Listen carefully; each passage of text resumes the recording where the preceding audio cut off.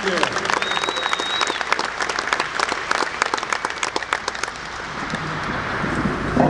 Wow, what a videotape. Andrew, thank you very much. Great job. Robert, great job. I tried to pull your article up, but it cost me $2 and I couldn't get my credit card out. So I'll have to buy a paper, I guess. Janet, where are you? Right there. When I got here in '83, Margaret Cup was here, and I taught with her. Great lady, just great lady. She had golf clubs from 1910, I swear. It was amazing, but she was wonderful, and I really admired her. And Diane Fissler, her son played for us, and Mark Fissler was a great kid, and we loved both of those people. I want to thank the Hall of Fame committee. This is a real honor. And I want to talk a little bit about the other inductees, Janet, Anna, and Dale. You guys, looking at your careers was awesome. I had a lot of fun in high school. Going back through your scrapbook, you go, wow, did I actually score or something like that? My wife was impressed. She'd never seen anything about me. So, I want to thank my family. When you're a coach, I was a head coach for 41 years. And my wife used to say, you were never home. I said, baloney. I would, every Saturday I took the kids with me to the gym. That was the deal. But, you are gone a little bit, but my wife, we've been, this is we're right in our 55th year of marriage. My wife, Katie, she went 41 years as a head coach's wife, never missed a game, was always there, and finally said to me, can we do something different? I said, yeah, okay. We switched off there. My son Rick came up from Panama, where he works with his wife, Renee, and daughter Riley. They left one daughter home. And then, of course, my daughter, Dr. Annie, she's the one that keeps us all solid in the family with all of her things. And her friend Greg. Greg went to McMinnville High School, and he's into music, which I've never listened to any music.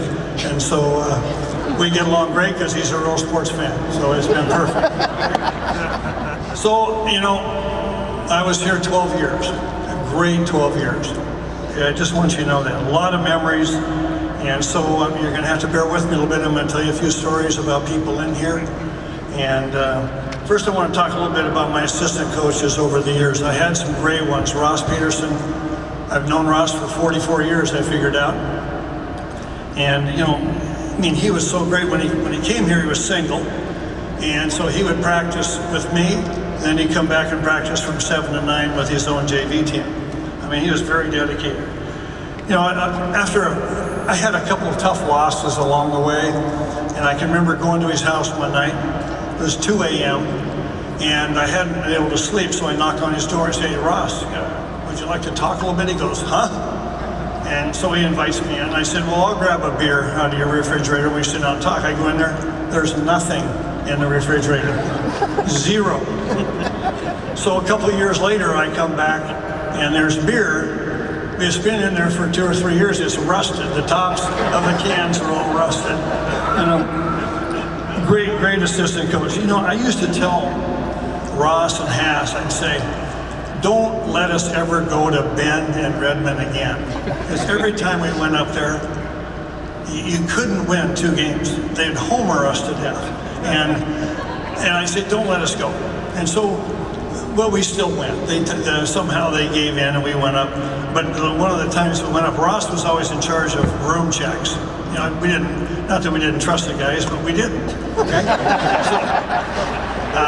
So Ross, knowing the lady in charge of the front desk, he gets the master key for the rooms. He doesn't just get the guy's keys. So he's going from room to room. He's opening the door going, hey, everybody in bed? Yep. Goes to the next room. Everybody in bed? Yep. Goes to the next room. Everybody in bed? Yeah. But what the hell do you want? It was a guy in the honeymoon suite. Ross opened up the door. He was very, very thorough, to say the least. Okay? He was tough on refs. The Salem paper, when he was my assistant coach, voted him one of the top meanest coaches to get along with referees, because during every timeout, he would badger the referees while we were talking. so he did a great job. Then Rick Hassman came along. We saved Rick from, he was selling soap in LA. He could be living down there in a mansion right now after he made everybody buy soap, but he decided that his uncle was the superintendent here or something like that. And he came up and got a job, and then he went to school so he could actually be a teacher. And but a great basketball person, really a great basketball person. One of the worst drivers I've ever seen. I mean, if you know what an uncontrolled intersection is, you don't know stop. Haas didn't know what one was. You needed a helmet and shoulder pads to ride with him. So we had 2 times at the state tournament. We would go up and Ben Schott, our AD grade person, would let us stay in Portland at this motel. And we'd go out and practice at Portland U one day, and I said to Haas, I'll race you back to the motel.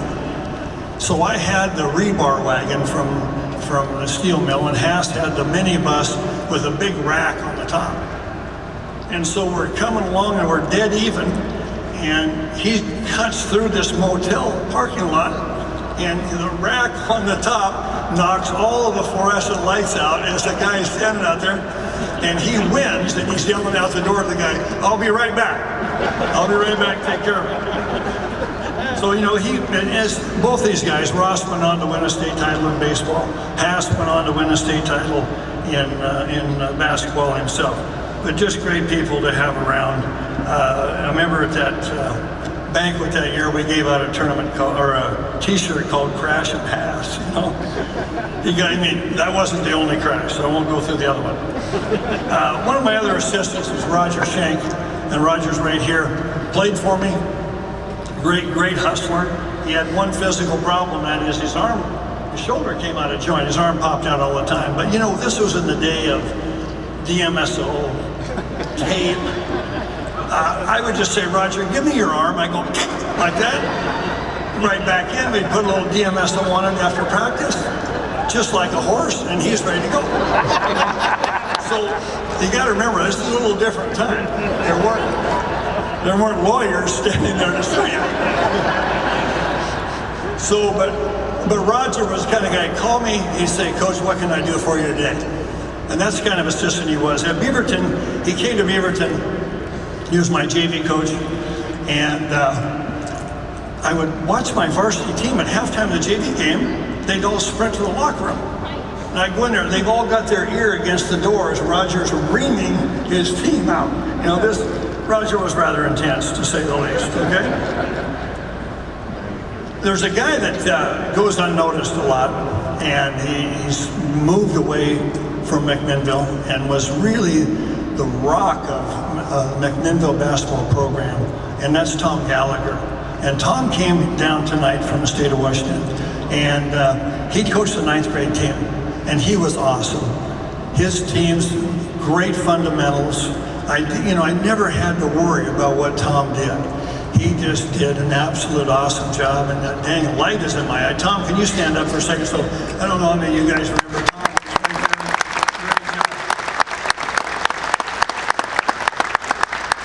He was kind of the secret weapon. I mean, he didn't get a lot of credit, but he deserved it. He really did. A couple things about Tom. When you know, these guys with Charlie and different guys, they won 47 games in junior high or whatever. And Tom loved to cut the nets down, you know? So this is one of the great stories. So they go undefeated as 9th graders, and he cuts the nets down, and here's Haas. Rick Hassman has his team, and they're ready to go on the floor. They come dashing out to warm up. There's no nets. Now he's looking around. Of course, Gallagher's got him around his neck and so on. And the great thing about Tom was he was a bachelor at that time. He had a great big Thunderbird, and we'd always ride to football games in that car. Or we didn't do that. We would go to the game with Don maybe, and then we'd leave Don with the team and jump into his car and dash away. So maybe he'd end up riding back with the team. Well, he didn't do that either, so, all right. Mark Henry's here tonight, a guy that played for me, coached for me, really a great person, became a head coach in basketball, moved on to a different career. But there's a story about Mark. Where are you, Mark? He's back there, okay. It's kind of where he belongs right now when I tell you the story. So, we had a good-looking team. I think this was about 1977. Good-looking ball club. And over Thanksgiving, they have these, what they call the Turkey Bowl. You know, all the guys call everybody up, hey, I'll meet you at so-and-so field. We'll play football in the mud. You know, you won't get hurt. Well, and so Mark goes out and separates his shoulder. He's my point guard. We go 0 and what, Ross? 0 and 8 or 0 and 7. Well, he's walking around school like this. And then he comes back. I don't know if he was this good or not, but we win 10 in a row at the end of the year. And we end up we're 2 points from going to the state tournament. So every time I see him, and we work out at the same spot, you know, I always think of turkey, mud, and 8 going 0 and 8, you know, so. But he was a great one. And then, you know, a lot of other guys. Pete Miller's here. Pete was a great junior high person, did a super job. Just everything we had in McMinnville was so positive. When you think about this community, and I listened to the other participants, the inductees tonight, and what a special place. It really was. The fans were incredible. And it didn't matter if we were 27 and 0 or you know, we won 15 and 7. They were still packing the gym. I had a few other coaches that I will mention tonight. A couple guys that came over from Linfield. I had Doug Ainge. When I had Charlie, it was hard to get someone in practice to compete against Charlie consistently. He'd elbow him in the head or poke him or whatever, and then he goes 100 miles an hour. He's like a 5'9" guard, but he's 6'8". We had a guy named Dave Merced, but Dave didn't like to play against Charlie that much, okay? Dave would tap me on the shoulder and say, do you want me to go in now? I go, no, Dave, forget it. So I brought Doug Ainge in. And Doug's job was to compete against Charlie. And Doug's from North Eugene and played at Linfield and BYU and a heck of a player. And he would play against Charlie, except the problem with Doug was, he was a great shooter. But he's 22 years old. He's not playing the next night, but Doug's out there, he's cranking.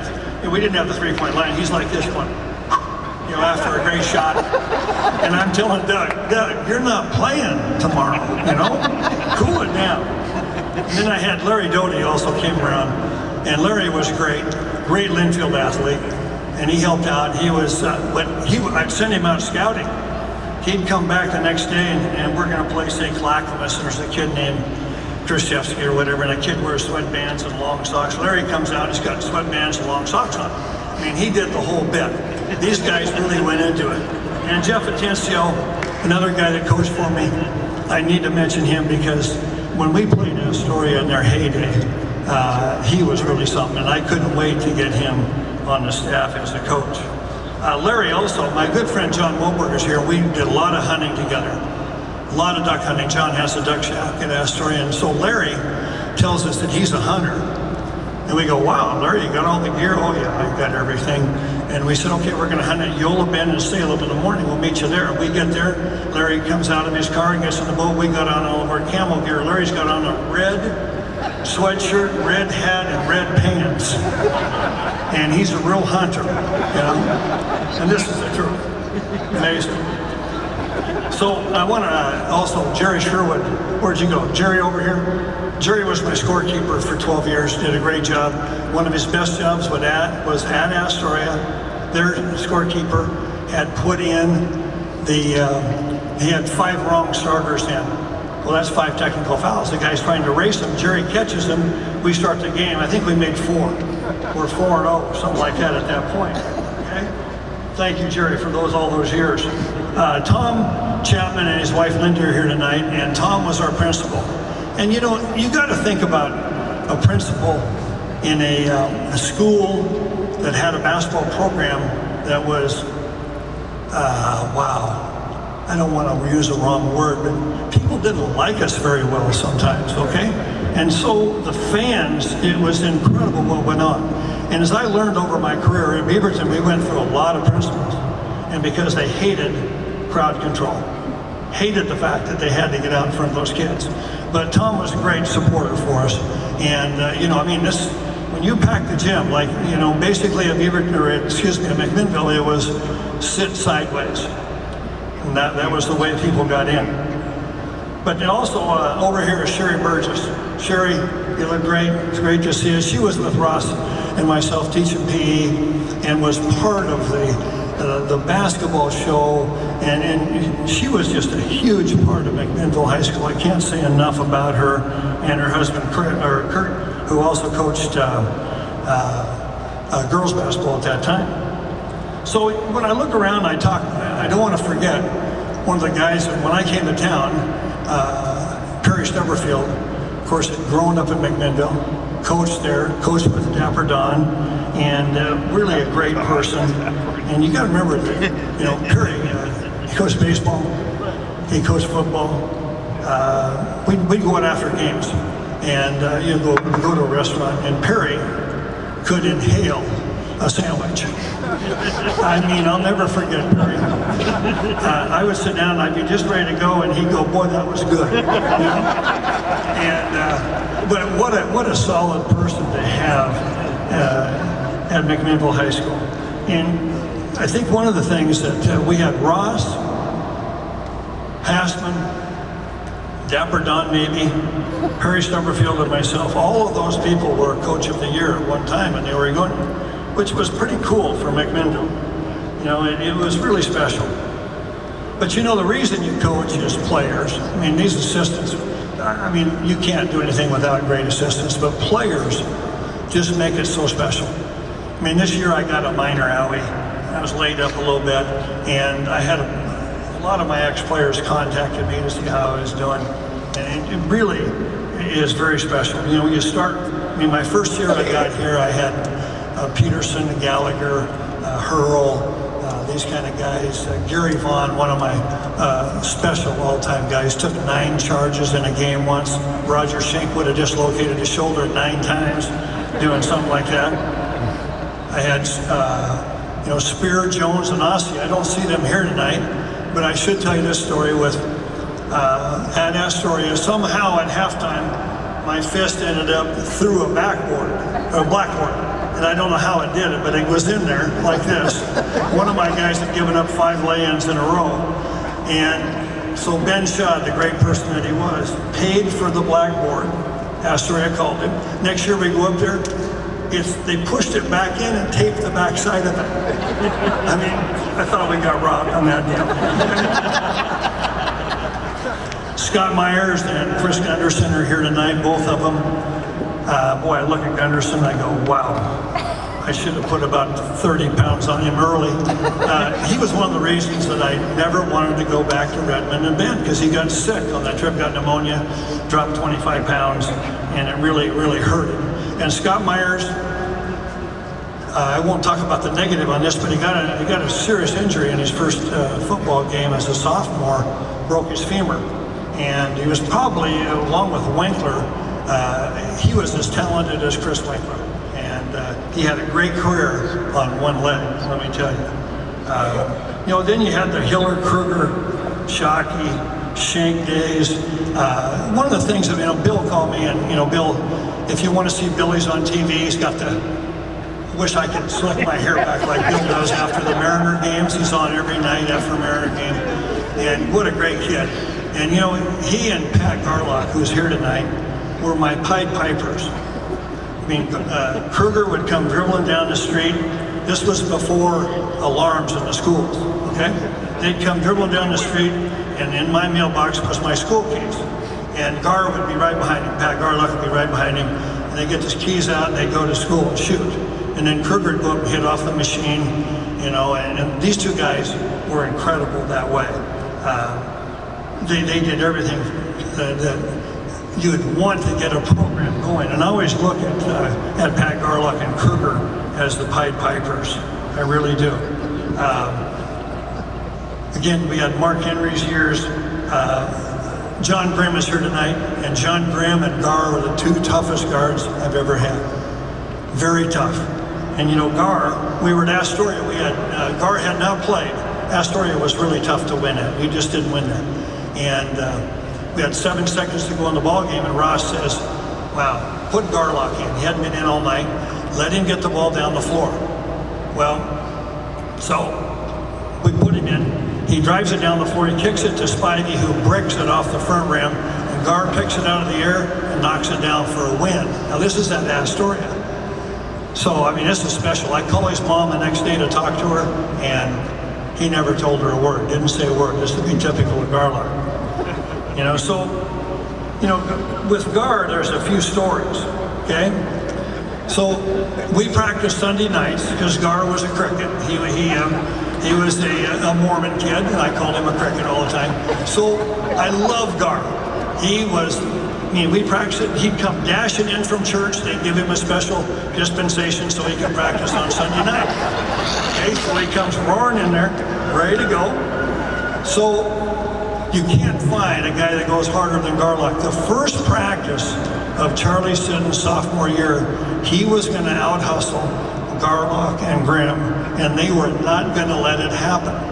And I think all three of them pulled the groin muscle that day. It was, I'm going out of that practice going, oh my God, how hard can we go? Well, these guys were something.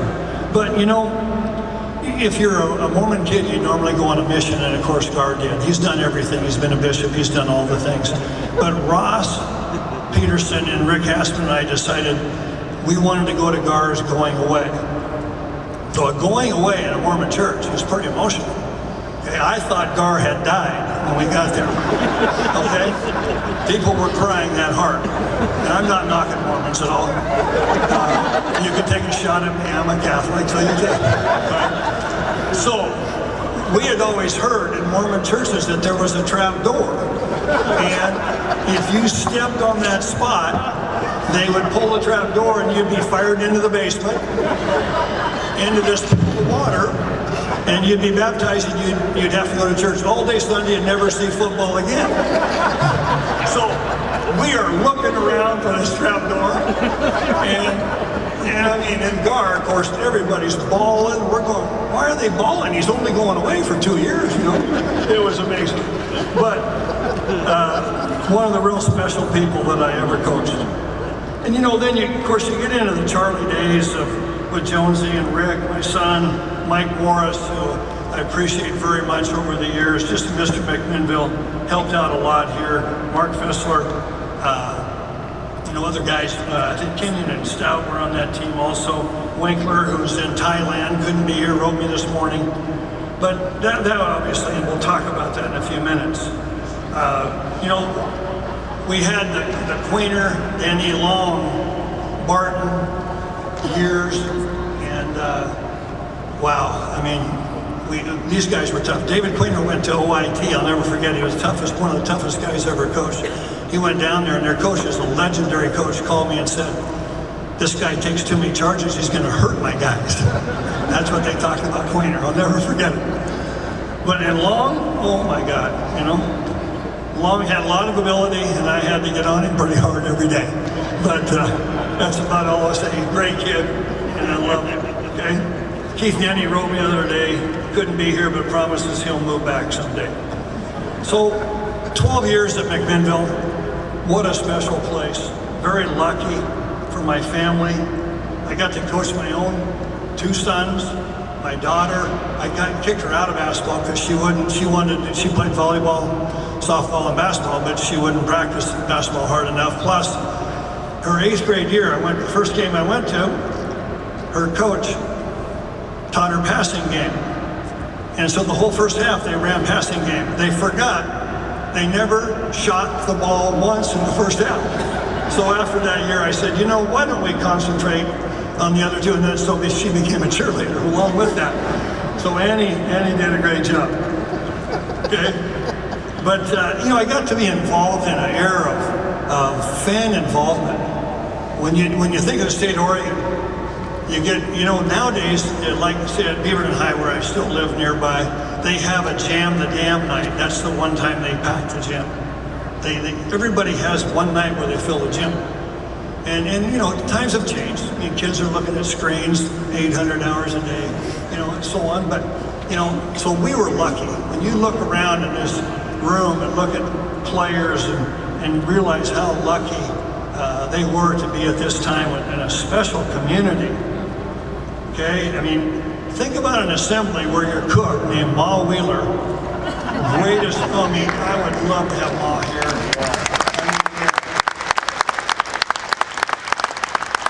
She would come out and pack gym totem pole and go, okay, sophomores, what do you got? Or juniors and seniors. And she was wonderful, just incredible. And so the spirit right from her would carry me. The whole school would be buzzing, you know. And then, when you saw that, I don't know if you noticed when the kids ran on the floor, though, we had a red carpet that they ran out on. Well, that makes some people a little bit upset when they see a red carpet for us, you know. So we have real rivalries. I mean, Newburgh was a rivalry, you know. I mean, I can remember a game where Gary Vaughn and Tony Wilder. Tony was a heck of a player, and in those days, there was, you know, you didn't always have the opposite end to start with. So Gary Vaughn went out, he got the end we wanted, and Newburgh said they wanted that end. So Vaughn stood there and he forearm shivered every guy that came through from Newburgh and shouted to the land. I mean, you know, there was some animosity in those days, okay? But we had some rivalries. Charlie and his teammates, you know, created history. They won 39 in a row that still stands. Nobody at the top classification has ever won that many in a row. Gyms packed. I remember going to a lot of gyms where the TV would be in the other room and the fans would watch in the other room, but they couldn't get in. And there was I hate to say this, but there was an incredible desire to beat us. Maybe like dislike sometimes, okay? When our cheerleaders went out and picked up the bracket that you win for a state title, their fans threw garbage at them. Well, you know, I'm not looking for sympathy. We loved it. We were really disliked, but you know, we played with a little bit of a chip. Charlie didn't really know how to smile much at the other guys, you know. So if he swatted a shot, he was pretty excited about it. So, I mean, it was fun. It was really, you know, it was anything to beat us. It was a fun time, very fun time. All the years were fun. And the only thing that I regret is the fact that there wasn't a shot clock, because the senior year of some of these guys was a long senior year with stalls. I used to get in my car and I'd go like this, oh, please God, let them not stall. You know, that's what I would say before we go to a ball game. Okay, so to give you a little feeling, during a 4-year span, I think we had 4 years in a row where 10 people on the team all scored over 100 points. Okay, so we had depth. We had really good players. We had a lot of depth. You know, we had, like, look over at Kenyon and Stout and all these guys over here. I mean, a lot of guys that could really play. Tim Martin's days were tough. You know, you think about those things, but 10 guys that scored over 100 points. And we always kept a playing time chart. And the reason was they would complain if Charlie played more than 16 minutes. Okay? So, you know, one of the things that I've never seen, and I don't know if you've ever seen this, so we had a jump ball at our place. Okay? I bet you've never seen this. And I didn't even enter my mind. Charlie had a great imagination. They threw the jump ball up on a jump ball. We're at our end of the floor, and he tips it into the hoop because he's jumping against a little guy. Okay, and nobody knew what to do. I'd never seen it. The referees would run around. You know, they're from Salem, and they didn't know what they were doing. And I don't know whatever happened. I think they disallowed it because they counted it. They counted it. Right. So. But you know, you think back, have you ever seen anybody tip a ball in off a jump ball? No, never seen it. I mentioned I had a manager named Quincy, and I promised Quincy that if we won the league title, that he could suit up in warm-ups. And he did, and it was, you know, the fans went crazy. He's out there, he's going through shooting hook shots and everything. You know, if we went to the Coliseum for a practice, we would usually let Quincy go one-on-one with the other team's manager for a couple minutes right before the game. So Quincy, just to give you a final thought, our rule was if you were late for practice, you had to run 10 lines per minute. Well, Quincy seldom times missed totally. And so Quincy owed us 240 sets of lines. That's like this up and down the floor. And Quincy's on the Portly side. And so one night, Ross and I sat down and said, Quincy, we're going to state tournament tomorrow. You gonna make it? Yep. So he starts running he owed us 300 sets of lines. Well, he wasn't running, he's kind of waddling a little bit. And we finally had to pack his nose with cotton. And but he made it. He got to go to the tournament. We didn't put any DMSO on him though, or anything like that. You know, you think about times changing. I can remember our guys adjusting to a female reporter in the locker room. They're going, what? You know, she's walking through there. So times do change. Certainly they have over the years. You know, to finish up, like Ross mentioned, you learn a lot from your players. I learned to have fun.